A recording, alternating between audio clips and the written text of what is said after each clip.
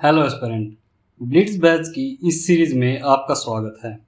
इस सीरीज़ में हम कर रहे हैं PYQs से बेस्ड जो भी एसएससी के द्वारा क्वेश्चन पूछे गए हैं और उनसे रिलेटेड जो भी हमारा जीएस का सिलेबस है उसको हम कवर करेंगे इन वीडियोस के through in just 50 days.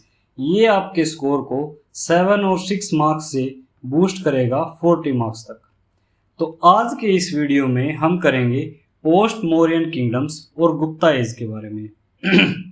Post Mauryan kingdoms mainly अगर हम इनकी क्रोनोलॉजी याद रखें तो ये इतना ही हमारे लिए एसएससी सीजीएल के लिए काफ़ी है।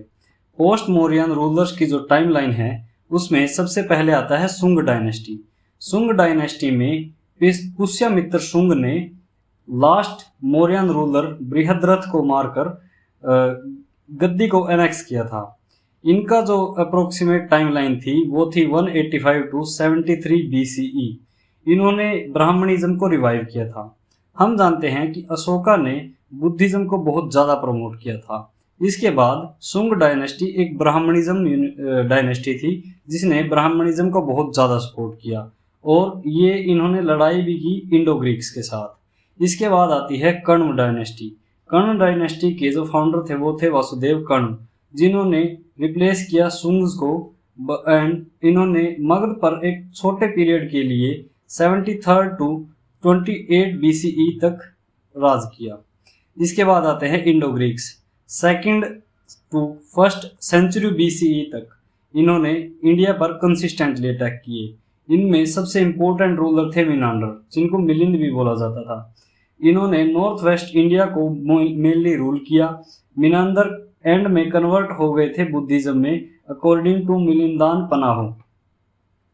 इसके बाद शक, जिनको सिथियंस भी बोलते हैं, इन्होंने 1st century BCE to 4th century CE तक इंडिया पर अटैक किया। इनमें सबसे इम्पोर्टेंट रूलर थे रुद्रदमन। इन्होंने ही इंट्रोड्यूस किया था शक एरा जो 78 CE से शुरू हुआ था। रुद्रदमन ने रिपेयर किया था सुदर्शन लेक जो एक इंस्क्रिप्शन में बताते हैं जो संस्कृत में लिखा हुआ है। पार्थियंस ने इंडिया पर 1st सेंचुरी CE में अटैक किए और इनके सबसे इम्पोर्टेंट रूलर का नाम था गोंडोफर्नीज। ये एक बहुत ही स्मॉल किंगडम था इन नॉर्थ वेस्ट इंडिया और ये लिंक था ST थॉमस के ट्रेडिशन के साथ। इसके बाद आती है कुषाण डायनेस्टी।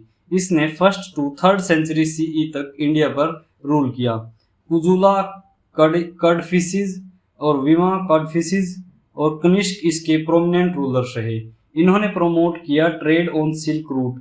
कनिष्क ने बुद्धिज्म को पैटर्नाइज किया और जैसा कि हम जानते हैं कि 4th बुद्धिस्ट काउंसिल जो कश्मीर में हुई थी उसको भी पैटर्न किया था। उसके बाद सतवाहना एक इम्पोर्टेंट डायनेस्टी थी जो 7th to 3rd century CE तक जिसने रूल किया। मोस्टली इसने डेक्कन एरिया पर रूल किया और इसने डिफीट किया था शकों को। प्रमोट किया इन्होंने प्राकृत लैंग्वेज को और ट्रेड को।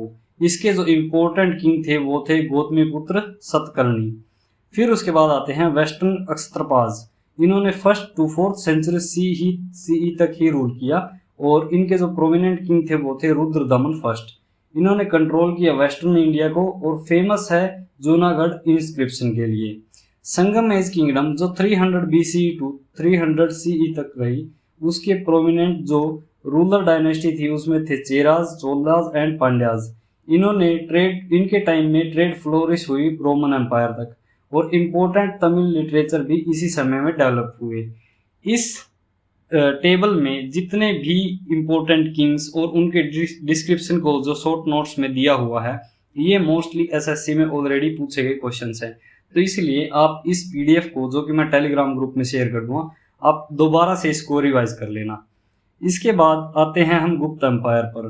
गुप्त एम्पायर को गोल्डन एज ऑफ इंडिया भी कहा जाता है।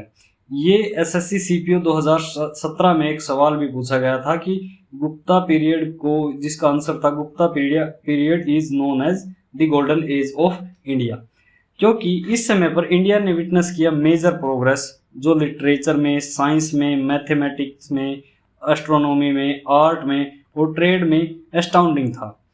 इसी पीरियड के दौरान ही ये एम्पायर फाउंड किया गया था बाय चंद्रगुप्त फर्स्ट, जिन्होंने अराउंड 320 CE में कैपिटल अपनी पाटलिपुत्र को बनाकर इस एम्पायर को फाउंड किया था। लेकिन एक्चुअल में ऐसा माना जाता है कि एक्चुअल फाउंडर चंद्रगुप्त प्रथम नहीं बल्कि इनके दादा श्रीगुप्त थे।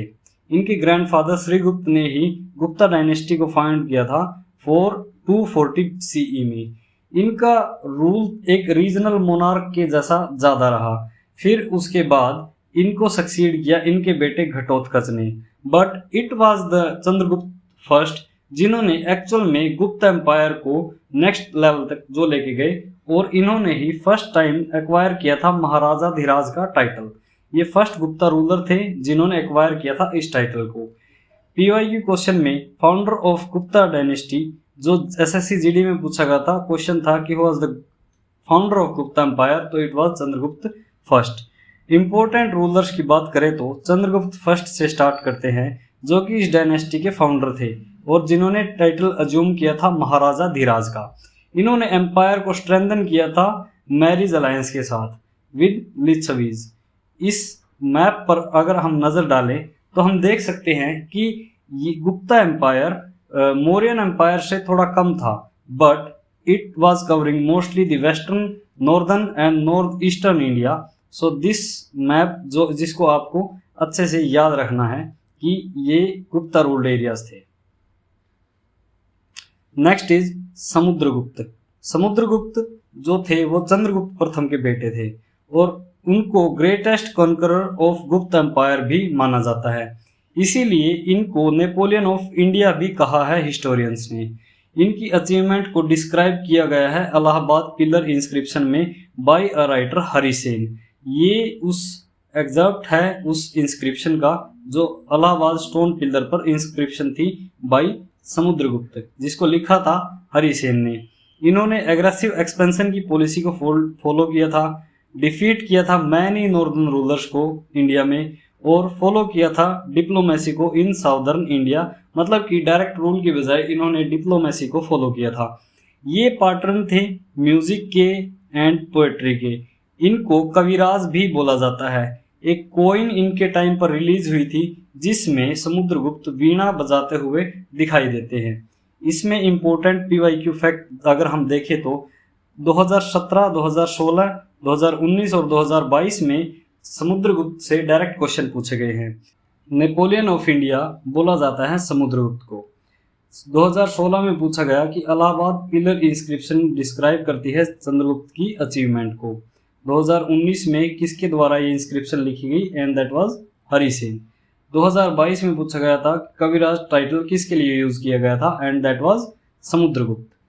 इसके बाद इसके अलावा एसएससी जीडी 2024 में पूछा गया था कि largest number of Gupta gold coin किसके द्वारा इशू की गई, and that was 2 by Samudragupta.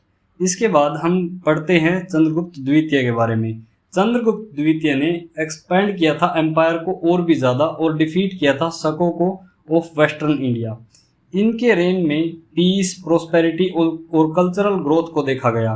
Chandragupta द्वितीय को ही टाइटल दिया जाता है विक्रमादित्य का। इन्होंने एनकरेज किया था ट्रेड को इन द वेस्टर्न पोर्ट। और एक इम्पोर्टेंट फैक्ट जो है वो है कि चाइनीज ट्रैवलर फाहियान ने विजिट किया था इनके एम्पायर को जब ये राज कर रहे थे।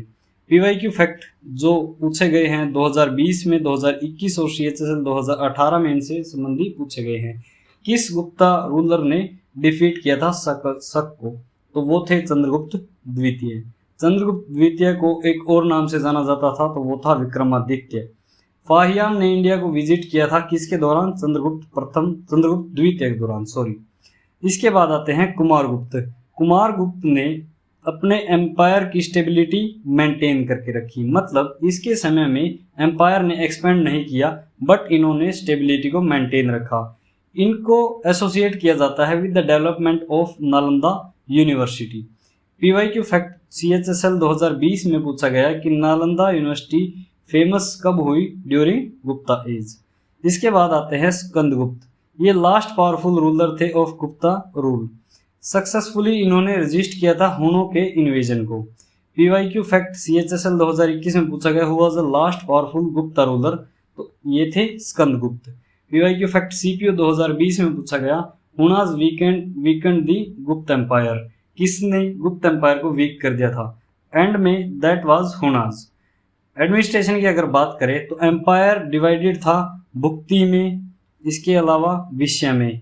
एक एम्पायर को डिवाइड करने वाली यूनिट थी प्रोविंस, प्रोविंस के बाद एक उससे छोटी यूनिट थी डिस्ट्रिक्ट। मतलब एम्पायर के बाद आती थी प्रोविंस,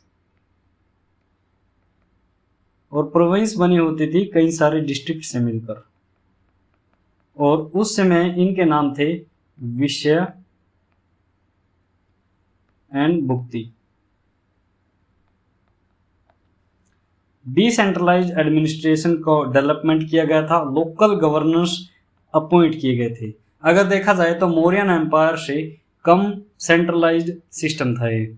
इकोनॉमी की अगर बात करें तो again agriculture was the backbone of the economy, trade और क्राफ्ट भी फ्लोरिश हुए, और गुप्ता रूलर्स ने हाई क्वालिटी की गोल्ड कॉइन्स को इशू किया था। सिल्क और टेक्सटाइल के ट्रेड बहुत ज़्यादा होते थे, उसको एक्सपेंड किया गया। इंटरनल और फॉरेन ट्रेड दोनों ही डेवलप हुए। Gupta coin were mainly made of gold, it was a PYQ fact in SSC GD 2022। Religion की बात अगर करें तो गुप्ता रूलर मेनली फॉलो करते थे हिंदुइज्म को, स्पेशली वैष्णविज्म को, लेकिन ये टॉलरेंट थे बुद्धिज्म और जैनिज्म के साथ भी। इस समय में टेम्पल वर्शिप ग्रोथ हुई और आइडल वर्शिप बहुत ज़्यादा पॉपुलर हो चुकी थी। और लिटरेचर की अगर बात करें तो गुप्ता एज में कंसिडर किया जाता था इसको classical as of Sanskrit literature. इसके पीछे इम्पोर्टेंट रीजन है कि कई सारे इम्पोर्टेंट स्कॉलर्स उस टाइम पर संस्कृत के हुए, जैसे कालिदास ने इसी समय लिखा अभिजान शकुंतलम, मेघदूत और रघुवंशम। विशाखा दत्त ने लिखी थी मुद्रा राक्षस। अमर सिम्हा ने लिखी थी अमरकोश। CGL 2018 में पूछा गया था फेमस गुप्ता एज पोइट कौन थे, तो दैट वाज कालिदास। संस्कृत का फ्लोरिश कब हुआ, तो that was Gupta age. Science and mathematics की बात करें तो ये भी खूब ज़्यादा फ्लोरिश हुई थी गुप्ता एज में। आर्यभट्ट ने उसी समय पर लिखी थी आर्यभट्टीय। एक्सप्लेन किया था कंसेप्ट ऑफ जीरो और वैल्यू ऑफ पाई और रोटेशन ऑफ अर्थ को आर्यभट्टिया में एक्सप्लेन किया हुआ है। इसके अलावा इम्पोर्टेंट साइंटिस्ट थे वाराहमिहिर, जो एक फेमस एस्ट्रोनॉमर थे और जिन्होंने लिखी थी बृहत संहिता। MTS 2019 में पूछा गया था आर्यभट्ट ने के द्वारा लिखे जाने वाली पुस्तक का नाम था Aryabhatiya. And Aryabhata was astronomer during which age, and that was Gupta age. Art and architecture में भी एक क्लासिकल हिंदू आर्किटेक्चर की बिगिनिंग ही इसी समय से हुई थी। इम्पोर्टेंट एग्जाम्पल हैं इसके दशावतार टेम्पल, ये काफ़ी इंपॉर्टेंट फैक्ट है आपका SSC CGL से रिलेटेड। इसके अलावा अजंता केव पेंटिंग और iron pillar of Delhi. SSC CHSL 2019 में दशावतार टेम्पल के बारे में पूछा गया, then where it is located, तो ये लोकेटेड है देवगढ़ में, और आयरन पिलर जो लोकेटेड है वो है दिल्ली में। डिक्लाइन ऑफ गुप्ता पीरियड की बात करें तो गुप्ता पीरियड के डिक्लाइन का मेन रीजन था weak successor after Skandagupta. Skandagupta के बाद ज़्यादातर वीक सक्सेसर ही गुप्ता एम्पायर में हुए, और उसके अलावा हूणों का इन्वेजन भी एक इम्पोर्टेंट फैक्टर था गुप्ता एम्पायर के डिक्लाइन का। इसके अलावा छोटी छोटी रीजनल किंगडम के राइज होने की वजह से भी गुप्ता एम्पायर का डिक्लाइन हुआ। तो इस वीडियो में हमने SSC CGL के GS के नोट्स, उसके अलावा PYQs भी कंप्लीट किए। तो इस प्रकार हम अपनी सीरीज में 50 डेज में नोट्स एंड PYQs को इजीली कंपाइल करके पढ़ेंगे। तो इस सीरीज को अधिक से अधिक लाइक करें एंड सब्सक्राइब करें। Thank you so much.